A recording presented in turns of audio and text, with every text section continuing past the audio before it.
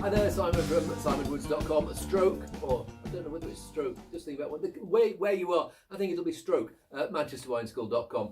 Greetings, I've got a red wine and a white wine from one of the big names in Burgundy today, but they're not from Burgundy. Louis Latour's had vineyards down in the Rhône region, in the south of the Rhône, but quite high up, like 500-600 metres. About 600, but certainly 500 metres for quite a few years now, and where they've been making Chardonnay and Pinot Noir. And I remember early vintages and thinking, and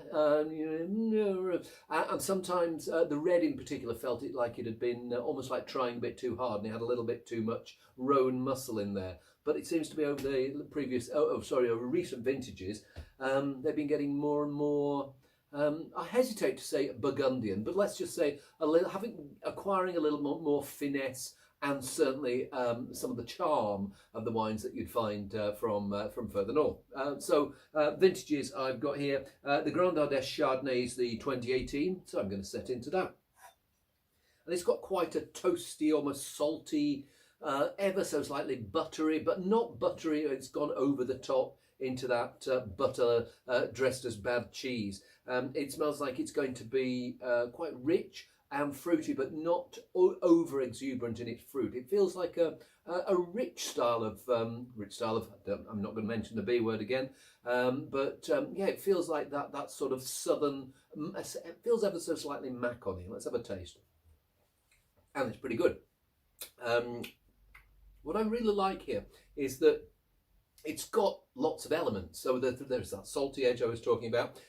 There's fruit there. So maybe a little bit of banana. And it's on that riper style of fruit, but it's not gone into the over-the-top tropical fruit. Maybe a touch of pineapple. It's got this nutty character, really nice texture, and a kiss of oak rather than a major snog. But all of those elements, they are there. And none of them is too shouty. They're all sort of cohabiting extremely beautifully and harmoniously.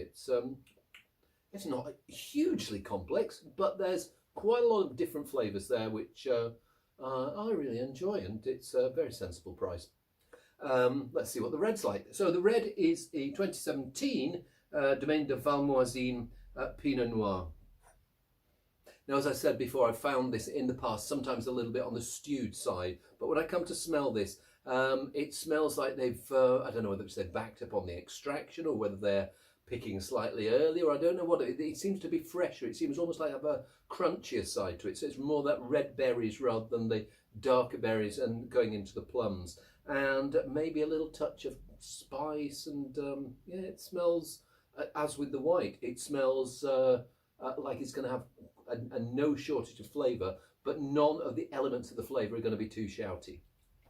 Yeah, a bit of almost like spice, slightly leafy, tobacco maybe, red berries, cherries. Yeah, again, as with the first one, a touch of oak, but it's this gentleness about it which impresses me compared with some of the wines of quite a long time ago.